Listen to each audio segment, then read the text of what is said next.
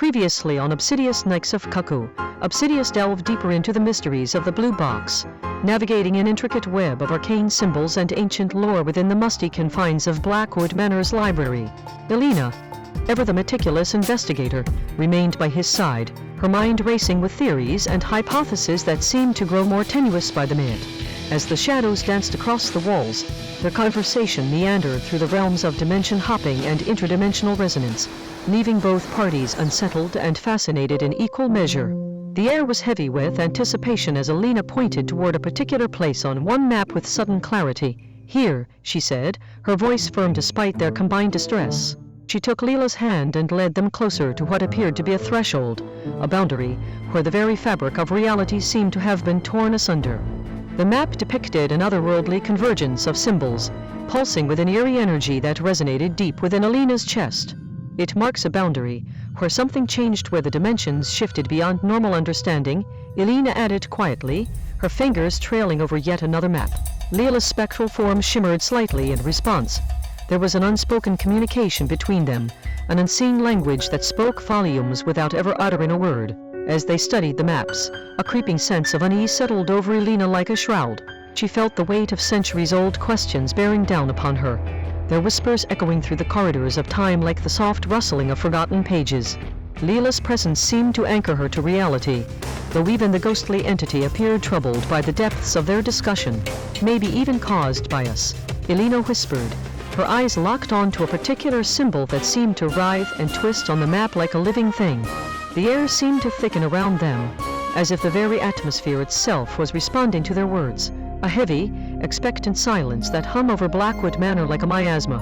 Lila's ghostly form pulsed with an otherworldly energy, her presence seeming to draw the shadows toward her like dark, velvety wings.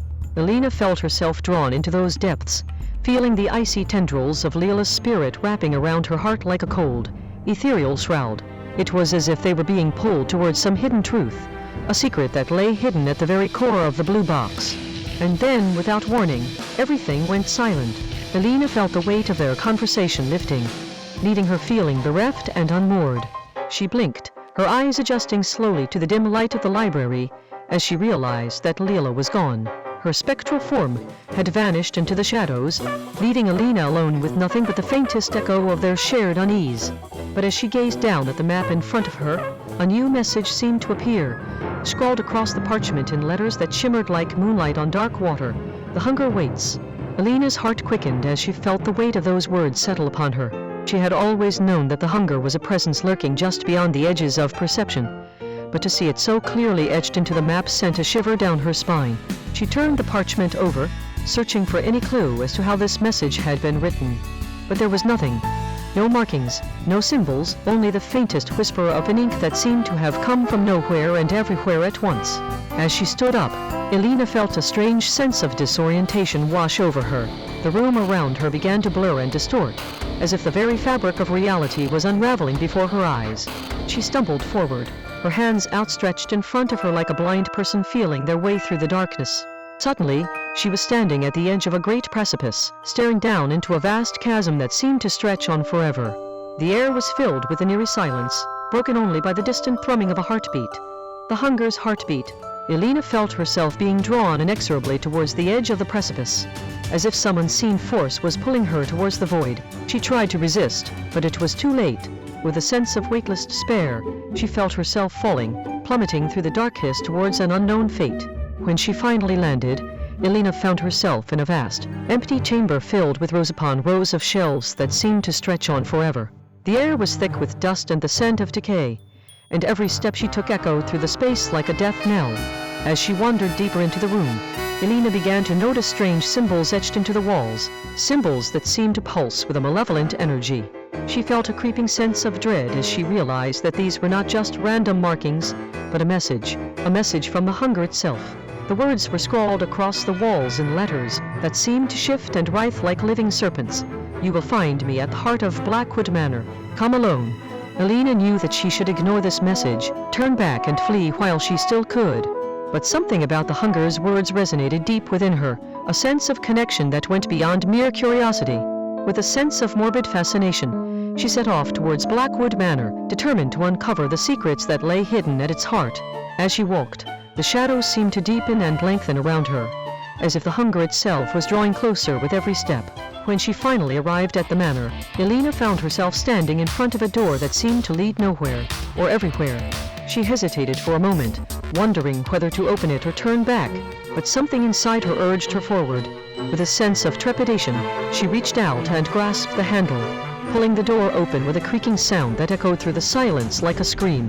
The air that wafted out was heavy with dust and the scent of decay, a morbid perfume that seemed to cling to her skin like a bad omen. As she stepped across the threshold, Elena felt as though she'd entered a realm where time itself had grown malleable, where the very fabric of reality had begun to unravel.